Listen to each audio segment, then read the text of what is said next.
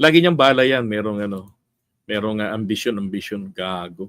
Samantalang siya nga yung maliwanag na ambition. Yung sinabi ni Sarah na na dahil kapatid mo yung nagpadala sa tatay ko doon sa ICC, ikaw ang magbabalik sa kanya.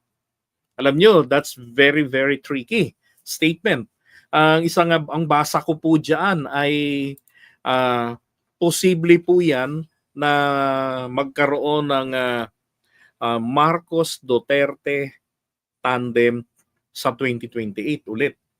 So dalawang babae, si Amy Marcos tapos si Sara. Si Sara kasi po pwede pa siyang mag-vice president.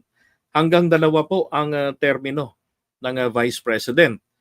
So ngayon, itong bagay na ito kapag siya po si Amy ang nagpresidente, yan po ay trap na pansira yan sa mga Marcos. Bakit? So kung presidente, dalawang Marcos na, yung kapatid, si Bongbong, ang naging dahilan kaya naaresto, tapos nadala na ron si Duterte sa ICC, nakulong. Si Amy ngayon ang may task sa 2028 onwards na mag-uuwi kay Duterte. Hindi ho po pwedeng gamitin yun. Gamitan ng impluensya ni Amy ang ICC. For example, gagamitin nila interim release na naman, ganyan-ganyan. Isi-certify ni Amy na sagot na ng Pilipinas siya na hindi pwedeng ganoon kasi kahit paano mag-aalala. Di ba? Ang presidente ng Pilipinas, Amy Marcos, kinikilalang talagang kamping-kampi doon sa mga Duterte. Di ba? Tapos at yan mahirap na maisagawa ni Amy na mapauwi ng Pilipinas. Kasi ibig sabihin pagka napauwi, it's either interim release yan na mahirap mangyari o halos imposible, ay mapawalang visa o sa paraan po ng mapaatras yung mga witnesses laban po dyan kay Duterte. At pag hindi po nangyari yung mga yan, nako, malaking kasiraan sa pamilyang Marcos dahil hindi nagawa ni Amy na mapauwi si Digong. Which is sa akin, wala akong pakialam. Kasi ang mahalaga, hindi nakauwi, ang mahalaga, tapusin yung paglilitis sa kanya nang nandoon po siya sa ICC. Diba? Yun ang para sa akin. Kasi pagka ibinalik dito yan, nako, tatakasan lang yan ng ICC. Kaya yung kasiyahan sa mukha ni Amy nung pinapanood ko kagabi kay Carl Clea yung video na etong si Amy tuwan-tuwa. Magkasama sila ni Robin Padilla doon.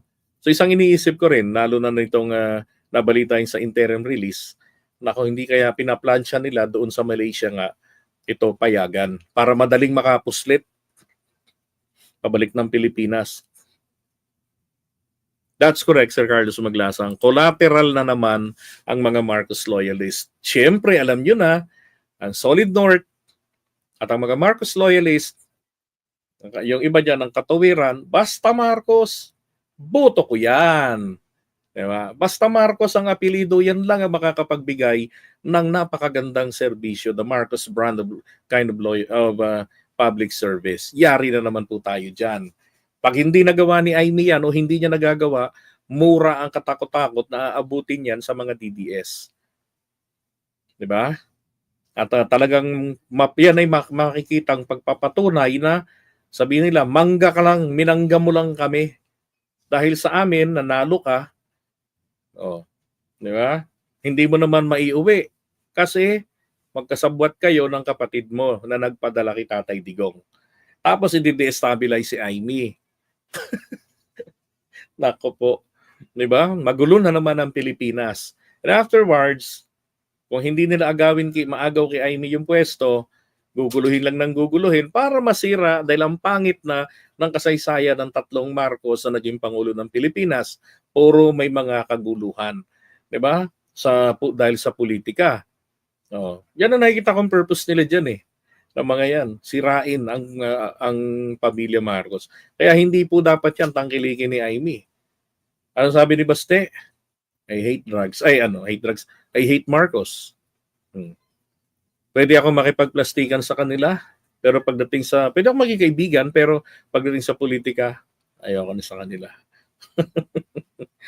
Diba? Kaya dapat maging maingat. Ganun ng mga Pilipino. Ako ko sa inyo, mga Marcos loyalists, mga solid North, huwag nyo nang ulitin ang ginawa nyong pagkakamali nitong 2025. Na ibinoto nyo pat binigyan ng mahigit 2 milyong boto si Amy. Kita nyo ginagawa ngayon. Diba? Tigilan nyo na rin yung pagpapaniwala na ginagawa niyang itong lahat ng ito bilang technique. Tigilan nyo na yan. Bumenta na kay Duterte yan. Diba? Wag nyo nang ituloy pa yan. Idikit pa kay Amy. Maliwanag naman yung ginagawa niya. Okay?